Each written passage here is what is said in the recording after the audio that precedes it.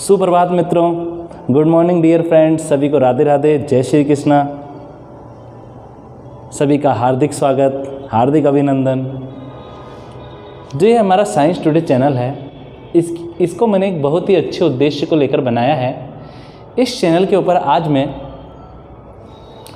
BSc की zoology subject start करने जा रहा हूँ। आप हमारे चैनल को सब्सक्राइब कीजिए, शेयर कीजिए, साथ ही बेल आइकन को क्लिक कीजिए ताकि आपको नए वीडियो का नोटिफिकेशन प्राप्त हो सके। इस चैनल के ऊपर मैं 10th क्लास की साइंस भी पढ़ाता हूँ, साथ ही साथ 11th और 12th क्लास की केमिस्ट्री और बायोलॉजी। साथ ही आज से हम बीएससी का जो कोर्स है जूलॉजी का, उसे भी हम यहाँ पर स्टार्ट करने जा रहे हैं। सभी का हार्दिक स्वागत, हार्दिक अभिनंदन। राधे राधे, जय श्री कृष्णा। मेरे साथ बने रहिए और जूलॉजी सब्जेक्ट को आप एंजॉय कीजिए। Thank you. Radhe Radhe.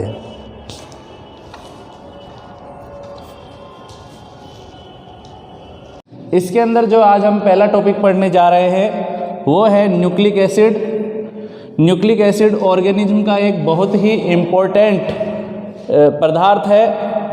Organism में 2 टाइप्स न्यूक्लिक एसिड पाया जाता है।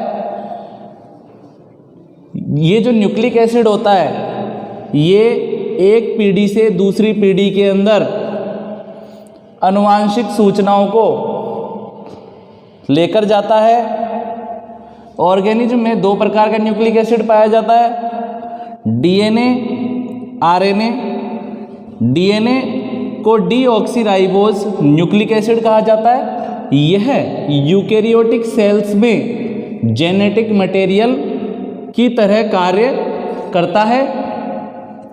जेनेटिक मटेरियल का अर्थ है ऐसा पदार्थ जो एक पीढ़ी से दूसरी पीढ़ी में आनुवांशिक सूचनाओं को या इंफॉर्मेशंस को लेकर जा सकता है।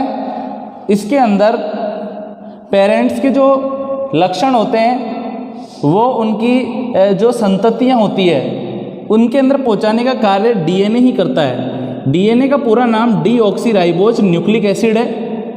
यह यूकेरियोटिक सेल में जेनेटिक मटेरियल की तरह कार्य करता है। यूकेरियोटिक सेल क्या होती है? सेल्स 2 प्रकार की होती है, prokaryotic cells and eukaryotic cells. Prokaryotic cell जो होती है वो बैक्टीरिया आदि के अंदर पाई जाती है, जबकि जो यूकेरियोटिक सेल है वो आप में और हम में, मतलब एनिमल्स में, प्लांट्स आदि के अंदर पाई जाती है। दूसरा जो न्यूक्लिक एसिड है सेकंड टाइप का, वह है आरएनए, राइबो न्यूक्लिक एसिड। दोनों के नाम में ये अंतर है कि इसके आगे बस डीएनए में डीऑक्सी लग जाता है, इसके आगे डीऑक्सी नहीं लगेगा। डीएनए की फुल फॉर्म है डीऑक्सी न्यूक्लिक एसिड, आरएनए की फुल फॉर्म है राइबो न्यूक्लिक एसिड। यह नॉन जेनेटिक मटेरियल है, अर्थात यह एक पीढ़ी से दूसरी पीढ़ी के अंदर सूचनाओं को, लक्षणों को लेकर नहीं जा सकता है। इसका कार्य क्या है? केवल प्रोटीन सिंथेसिस करना, प्रोटीन का निर्माण करना। डीएनए 3 कंपाउंड से बना होता है। इसमें 3 प्रकार के कंपाउंड पाए जाते हैं। जो पहला कंपाउंड है वह है फॉस्फेट शुगर। सेकंड नंबर के ऊपर आता है फॉस्फेट ग्रुप।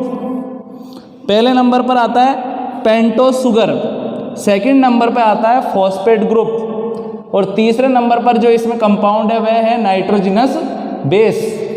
पहले हम पहले नंबर के वाले को डिस्कस कर लेते हैं। जो पेंटोस शुगर है ये डीएनए का मुख्य घटक है। Very important content of DNA है ये। पेंटोस शुगर, डीएनए में डीऑक्सीराइबोज नाम की पेंटोस शुगर पाई जाती है। इसको पेंटोस शुगर इसलिए कह रहे हैं क्योंकि इसके अंदर 5 कार्बन पाए जाते हैं, 1 2 3 4 5। इन कार्बन से हाइड्रोजन और हाइड्रोक्सिल समूह जुड़े रहते हैं, साथ ही इसमें ऑक्सीजन भी पाई जाती है। पेंटोस शुगर, डीएनए में डीऑक्सीराइबोज नाम की पेंटोस शुगर पाई जाती है। इसमें तो आपको कोई प्रॉब्लम नहीं होगी, इसको आपको याद कर लेना है। सेकंड नंबर पर जो डीएनए में पाया जाने वाला कंपाउंड है वह है फॉस्फेट ग्रुप। डीएनए में phosphate group PO43 minus phosphoric acid के रूप में पाया जाता है। यह फॉस्फोरिक एसिड का फॉर्मूला है।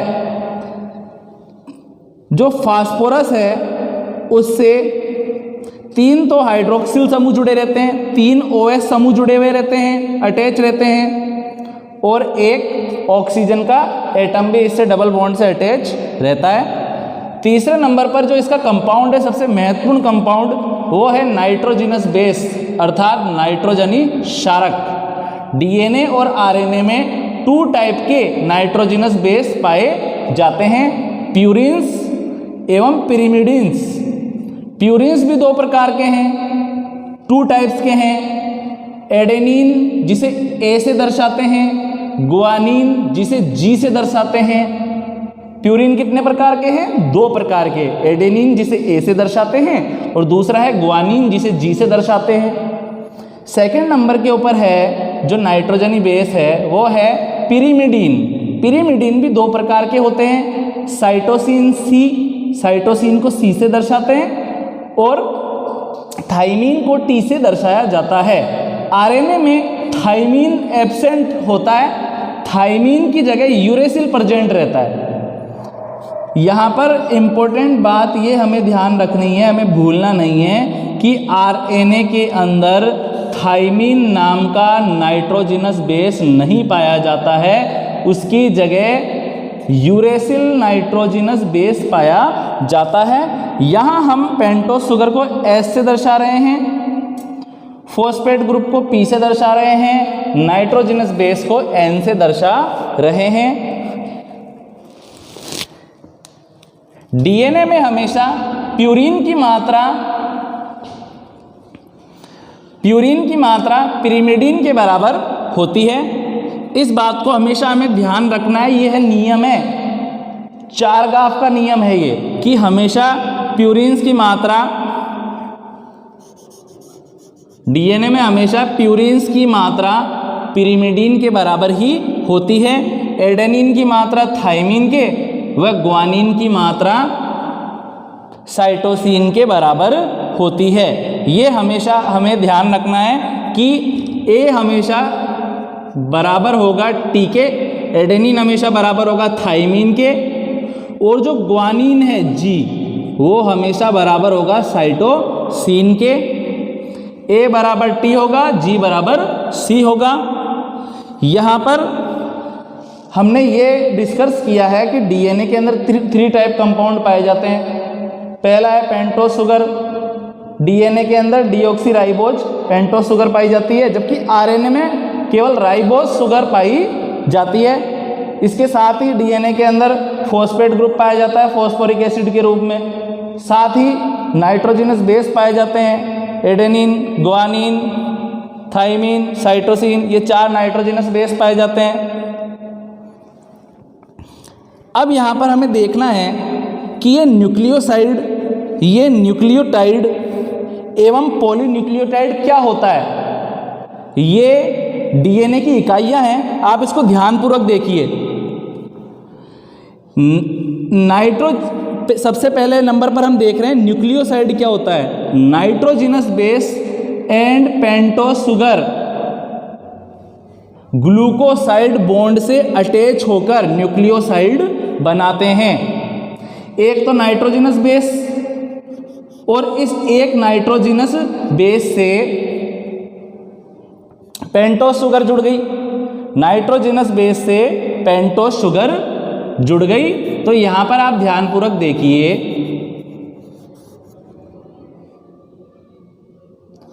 शुगर है और इस शुगर के साथ में NB नाइट्रोजिनस बेस अटैच हो गया, तो क्या बन गया? न्यूक्लियोसाइड बन गया। एक पेंटोस शुगर और एक नाइट्रोजिनस बेस अटैच होकर 1 न्यूक्लियोसाइड का निर्माण करते हैं। और यहाँ पर इंपॉर्टेंट बात हमें ध्यान रखनी है कि जो ये पेंटोस शुगर है और जो ये नाइट्रोजिनस बेस है, ये ग्लूकोसाइड बॉन्ड के द्वारा जुड़ते हैं। हमेशा किसके द्वारा जुड़ते हैं? ग्लूकोसाइड बॉन्ड के द्वारा जुड़ते हैं। यहाँ पर देखिए, हमने एक पेंटोस शुगर का एक मॉलिक्यूल बना रखा है यहाँ पर, और इसके साथ में मैंने एडेनिन नाम की नाइट्रोजनस बेस को जोड़ दिया। यहाँ पर आप देखिए H2O का एक मॉलिक्यूल निकल रहा है। H2O का जब भी ग्लाइकोसाइड बनता है, जब भी ग्लाइकोसाइड बॉन्ड बनता है तो उस दौरान H2O का एक अणु निकल जाता है। तो यहाँ पर क्या बन गया, ये जो ये डीऑक्सीराइबोज शुगर है, ये एडेनिन नाम की नाइट्रोजनस बेस से जुड़कर डीऑक्सी एडिनोसिन नाम का न्यूक्लियोसाइड बना रहा है। तो न्यूक्लियोसाइड वाली बात आपको समझ में आ गई होगी कि एक पेंटोस शुगर, एक नाइट्रोजनस बेस आपस में जुड़कर क्या बना लेते हैं, न्यूक्लियोसाइड बना लेते हैं। ये बात हमें ध्यान रखनी है। इसके बाद में आप देखिए न्यूक्लियोटाइड क्या होता है। न्यूक्लियोटाइड भी बिल्कुल इसकी तरह ही आसान है समझना। One nucleoside one phosphate group से अटैच होकर, से फॉस्फोएस्टर बॉन्ड से अटैच होकर न्यूक्लियोटाइड बनाता है। न्यूक्लियोटाइड का निर्माण हो रहा है, एक तो न्यूक्लियोसाइड है, न्यूक्लियोसाइड बना था शुगर और नाइट्रोजनस बेस के मिलने से, शुगर और नाइट्रोजनस बेस के मिलने से न्यूक्लियोसाइड का निर्माण हुआ। और न्यूक्लियोसाइड जब फॉस्फेट ग्रुप के साथ में अटैच हो जाता है तो न्यूक्लियोटाइड का निर्माण हो जाता है, न्यूक्लियोटाइड का फॉर्मेशन हो जाता है। इधर आप देखिए यह एक फॉस्फोरिक अम्ल है P। मैंने अभी आपको थोड़ी देर पहले इसका बताया ही था स्ट्रक्चर। P इधर भी OH है, नीचे की तरफ भी OH है और इधर की तरफ भी OH है, ऊपर की तरफ डबल बॉन्ड O जुड़ा हुआ है। ये क्या है, ये है न्यूक्लियोसाइड, ये है न्यूक्लियोसाइड। ये जो है ये है नाइट्रोजनस बेस, ये है पेंटोस शुगर और ये है फॉस्फोरिक एसिड ग्रुप। तीनों जुड़कर न्यूक्लियोटाइड का निर्माण कर रहे हैं। और यह तीनों, और यहाँ पर इस न्यूक्लियोसाइड के अंदर जो फॉस्फोरिक एसिड है वो फॉस्फोएस्टर बॉन्ड के द्वारा अटैच होता है। जब ये बॉन्ड बनता है तो यहाँ पर भी H2O का एक मॉलिक्यूल बाहर निकल जाता है। फॉस्फोएस्टर बॉन्ड के अंदर फॉस्फोरिक जो एसिड है उसका जो फॉस्फोरस जो एटम है वह पेंटोस शुगर के 5th नंबर के कार्बन एटम के साथ में अटैच हो जाता है। तो सबसे पहले बना न्यूक्लियोसाइड, फिर उसके बाद में बना न्यूक्लियोटाइड। यहां पर देखिए आप ध्यानपूर्वक, एक पेंटोस शुगर और एक नाइट्रोजनस बेस मिलकर बना रहे हैं न्यूक्लियोसाइड। एक न्यूक्लियोसाइड और एक फॉस्फोरिक एसिड ग्रुप जुड़कर बना रहा है न्यूक्लियोटाइड। 2 न्यूक्लियोटाइड फॉस्फोडाइएस्टर बॉन्ड से अटैच होकर पॉलीन्यूक्लियोटाइड चेन का फॉर्मेशन करते हैं। यहां पर आप देखिए ये A क्या है, ये नाइट्रोजनस बेस है, ये S क्या है, ये शुगर है पेंटोस शुगर, ये क्या है, ये फॉस्फेट ग्रुप है। यहाँ पर ये एक न्यूक्लियोटाइड है और बहुत से न्यूक्लियोटाइड, 1 न्यूक्लियोटाइड, 2 न्यूक्लियोटाइड, 3 न्यूक्लियोटाइड, ये बहुत से न्यूक्लियोटाइड आपस में फॉस्फोडाइएस्टर बॉन्ड से अटैच होकर पॉलीन्यूक्लियोटाइड चेन का फॉर्मेशन कर देते हैं। तो हम नेक्स्ट पार्ट के अंदर अब हम देखेंगे स्ट्रक्चर ऑफ डीएनए कि वाटसन और क्रिक ने डीएनए की जो डबल हेलिक्स स्ट्रक्चर के बारे में बताया था, इसके लिए इन्हें नोबेल प्राइज भी दिया गया था। टाइप्स ऑफ डीएनए देखेंगे हम, सी डीएनए, जेड डीएनए, विभिन्न प्रकार के डीएनए के बारे में हम नेक्स्ट पार्ट के अंदर स्टडी करेंगे। Thank you friends, okay.